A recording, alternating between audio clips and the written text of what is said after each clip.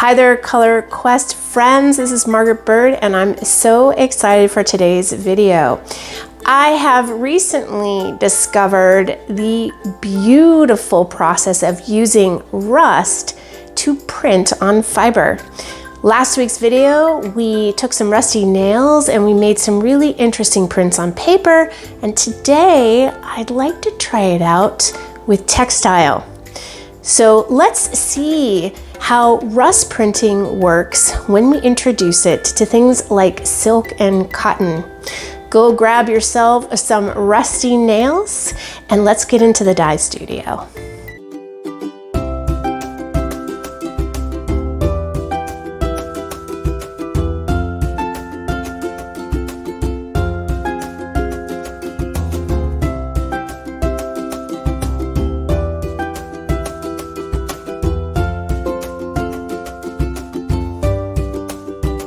So if you joined me last week or took a look at some of the work that I did for my gallery opening up in Svalbard during my artist residency, you know that rust printing on paper can create some really beautiful designs.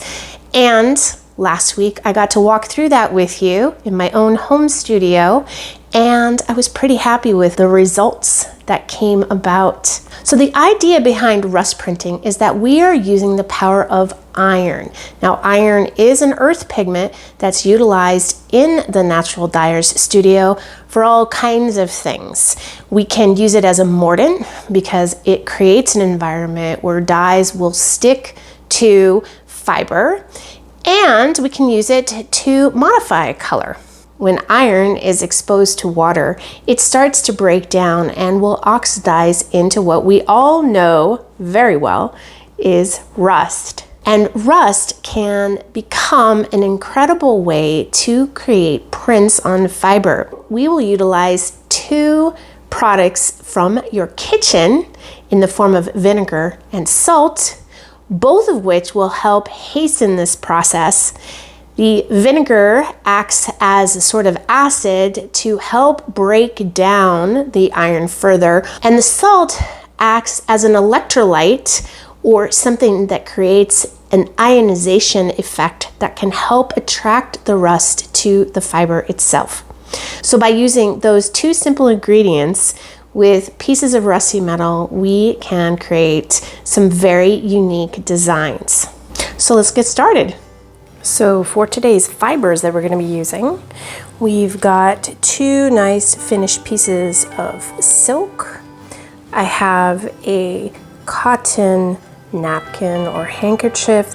I also have just a piece of scrap cotton that I tried to do something with and it didn't work very well. So I'm going to go ahead and play around with that. We are going to put our fiber first into water, and that is to wet it out so that it gets a nice even dampness. Always best to work with wet fiber in most instances. So we'll let those sit for a few minutes to get good and wet, and then we'll use this towel to blot them dry so that they're just nice and damp. All right, we'll start with the silk. It gets pretty wet pretty quickly. So first I'm just gonna wring out excess water, and then I will just lay it in this towel here and fold it over to whisk away some of that excess moisture. There we go.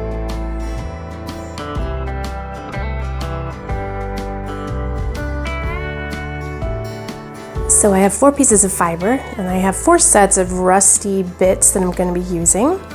I have these brackets, some rusty nails, I have 1 giant rusty stake, and then some longer bent nails in this little piece I found on some walk that I did. I've got my salt, which acts as an ionization process to help with the printing, as well as some vinegar water, which is 2 parts vinegar, 1 part water in a spray bottle. I have pieces of repurposed plastic, which I will use to cover the pieces so that we can keep them wet for 12 hours, as well as a bucket which I can use to build everything in and protect my surfaces. All right, we'll start by putting a bit of plastic on the bottom of the bin just to help with that seal. And let's start with one of the pieces of silk. Now the silk is a little bit bigger than the bin, so I'm gonna have to do some folding, which is fine because that just means we'll get more of a print. What I will do is start in the center. I'm gonna have to fold them. Gone ahead and put some gloves on just to protect myself from the rust, just good practice. We'll start off by dousing a little bit of this vinegar water on top of the silk, and then I can just start building a design across. I can do anything straight, I can mix it up, I could go sideways or diagonal. Don't want them to overlap necessarily so that there's as much contact with the silk as possible. I'll turn some of these around so that the nail heads are facing a different direction. You know, mix it up, do what feels good for you. Okay, I feel pretty good about that. I'm gonna put these pieces underneath because I'm gonna fold this over top. There we go. Before I do that, I'm going to put on some salt, create that sort of electrolyte environment. And then I'm going to go ahead and cover these up again with the other side. There we go. I'm gonna spray a little bit more on this side, and then I'm going to fold this plastic over so I can start building the next one. For the next piece of silk, I think I will lay it in at a diagonal just to place the metal pieces in a different angle. First, spray with a little vinegar water. I think I'll use the big pieces for these. Go ahead and just mix up how I want to lay them down. Have fun with this part. You know, this is where your individual creativity shines through, and you get to experiment with different designs. And because we're folding this, I don't necessarily know how it's gonna come out, which is one of the reasons why I love working this way. I'm gonna put this little piece in as a variation. I think I'll move these around a little bit. Okay, something like that.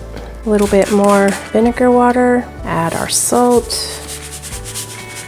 and this time I'll fold it, but not exactly in half.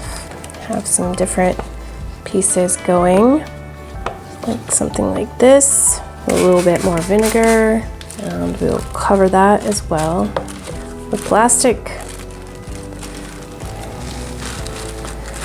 Okay, next up, why don't we use this piece? Because I want to do a simple wrap with that. So I've got this really beautiful piece of rusted metal. It was a stake. Because of the thickness, I think I want to wrap it like this. And just add 2 more nails in there, maybe 3. And we'll just continue rolling that gently over. Got the salt. Okay, gotta go back out. We need that salt in there to help with the ionization. So, no problem. Just go back, open it back up, pour the salt in. Go ahead and roll that back up. Little wrap there. Perfect. You can always add a little bit more salt if you want on top.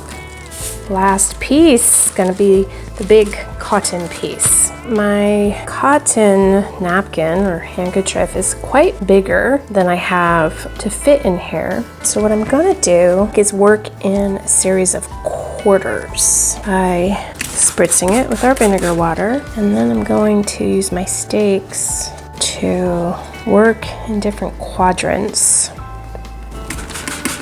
Add my salt. Then I'm going to fold this over in half like this. And then I'm gonna build something on top.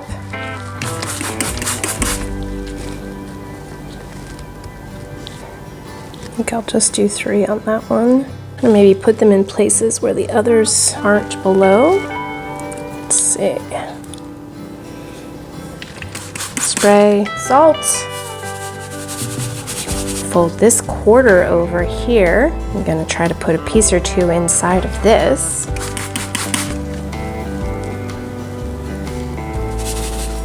And finally the top quarter.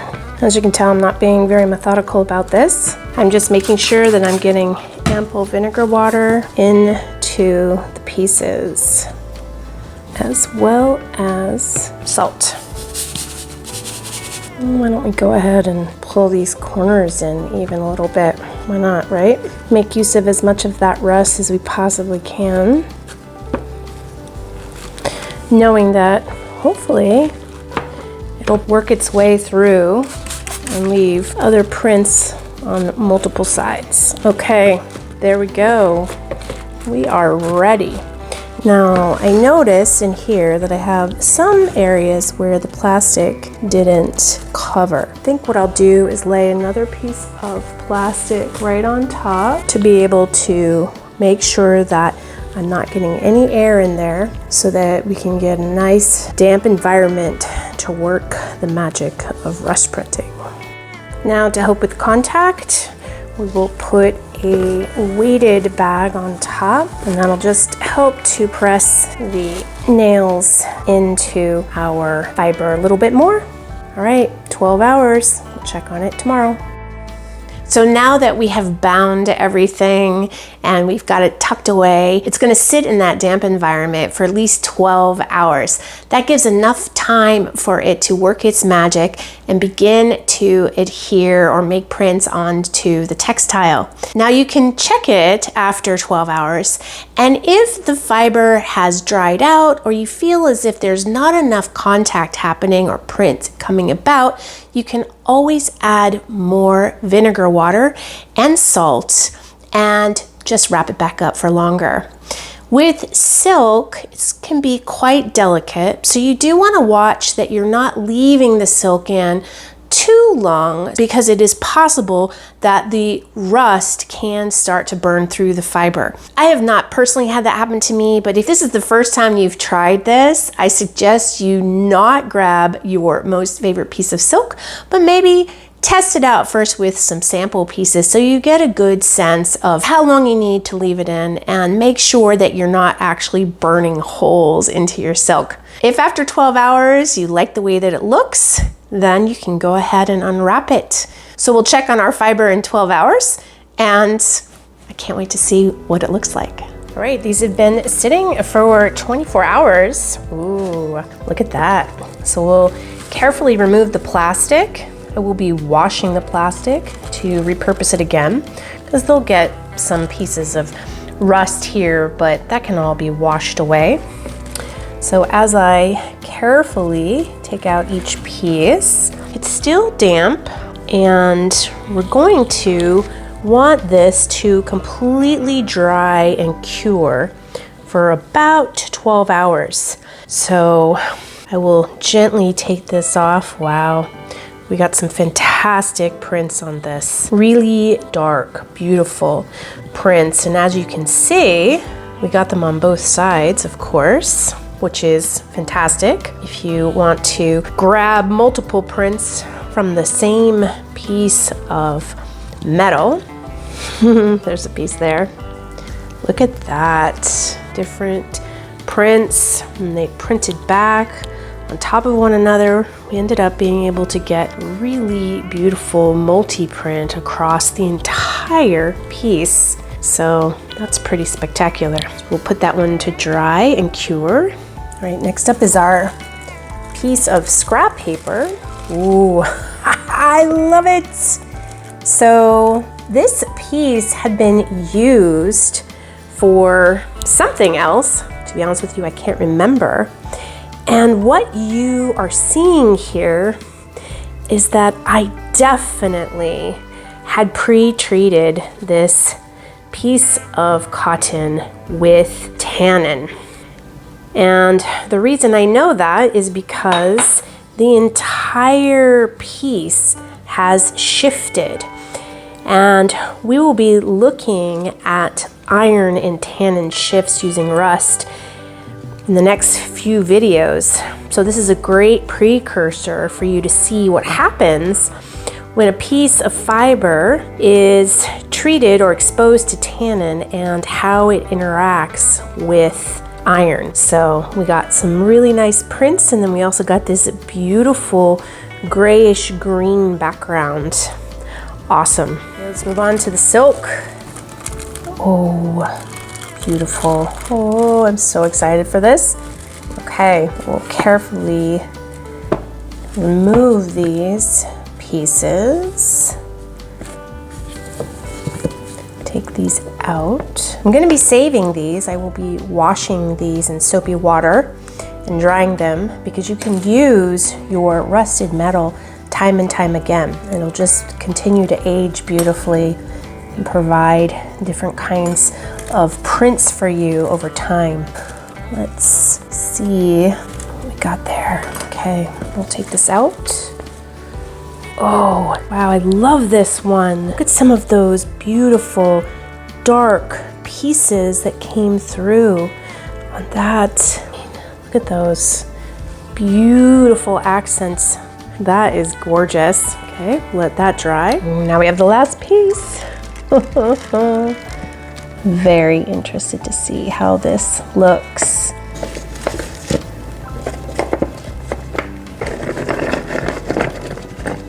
So we didn't get as much printing on the bottom. Must not have been as much weight down there as some of the other pieces. So it's a little bit of a lighter print.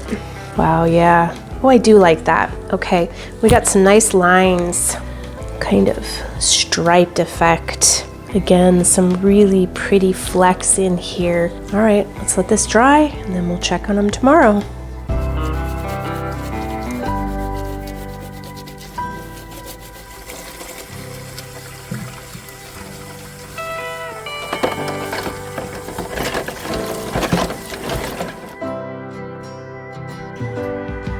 Right, everything has dried overnight, so now it's time to rinse. I'm going to rinse this one last, since it definitely has some tannin involved, and I don't want to get that into the rinse water and potentially change these. I have 2 buckets here. I have one just with some pH neutral dish soap and just clear water. That'll be my rinse. So they're quite stiff now because of the vinegar and the salt. This is silk, and silk sometimes can get places where it actually can break through the silk, so you do want to kind of watch for that. And I didn't have that happen here at all, but you do have to be a little more gentle with silk. So we're just going to put it into the rinse water. This is just some lukewarm water. I'm going to move them around, give them a nice agitation in there. I'll go ahead and add another one. And let those sit in this water for just a minute or so. You can see that it is coloring the water a bit, but not too much. Okay. This is the cotton piece. We did get some areas where it darkened. That's the oxidation happening. So those weren't quite as visible when we pulled them out last night. And as I mentioned, I'm not going to put this one in at the same time. If there is residual tannin, I do not want it to touch these pieces, because I'm not looking for that effect today. And we can just let those sit in the rinse water. If you want, you can do a second rinse. I don't have another bucket, so I'm okay with that. The prints are definitely nice and adhered to the fiber itself. We got some really beautiful coloring too. That would be where the rust wicked into the fiber. Okay, I'm going to let those sit in the rinse water for a minute or two. Then I will wring them out and hang them to dry. Then we can take a look at them.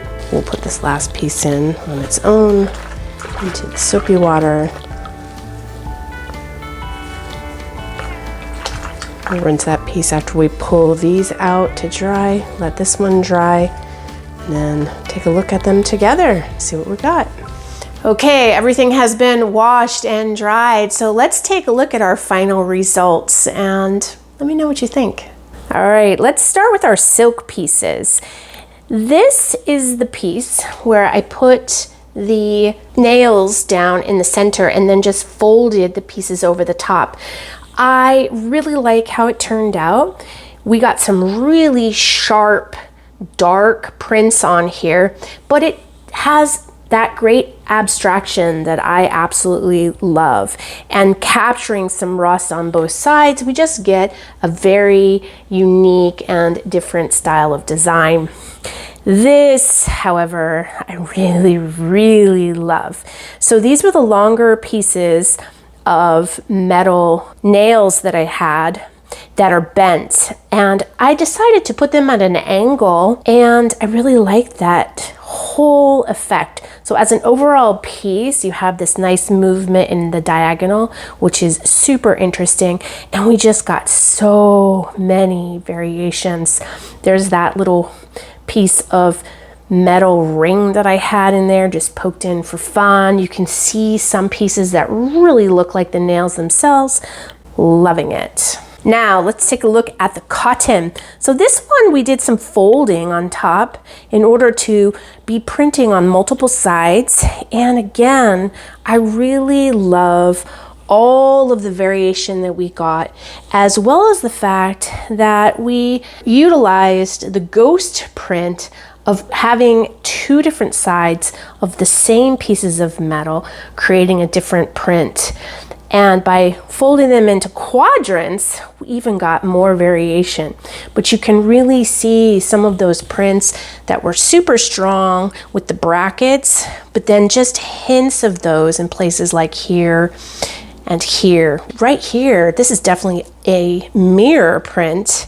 You can see that it printed here and here. So the fiber was probably folded just on that exact point. So anyway, definitely folding your fiber on top of each other, you're going to get some nice variations. Then finally, I wanted to look at this piece. And this piece is important because what you are seeing here is a interaction between tannin and the iron that's in the rust. Now, this piece was a scrap. I'm sure I must have pre-treated it in a tannin, and that's why I got this interaction. And we're actually going to have videos soon looking at exactly this process. I love the way it turned out. We still have a very strong rust print, but it's done on this really soft grayish background. So nice mixture of things, so pretty. So now we've had two videos, one with paper and one with textile. Do you have a preference? What did you think about the differences? I think they both worked really well and they created a really cool option for making designs pretty easily. I think we all have some kind of rusty material around us, and it would be super cool to try with different kinds of metal and shapes. So next week on Color Quest, I'd like to continue looking at rust dyeing, but switch it up just a tiny bit. Let's look at a different shaped metal to work with and how we might be able to utilize binding as an option to bring about even more differences in the rust prints that we make. Until then, I will see you here every Friday on Color Quest. Have a great week. Cherished piece of silk, and it might be, if you're working with a very,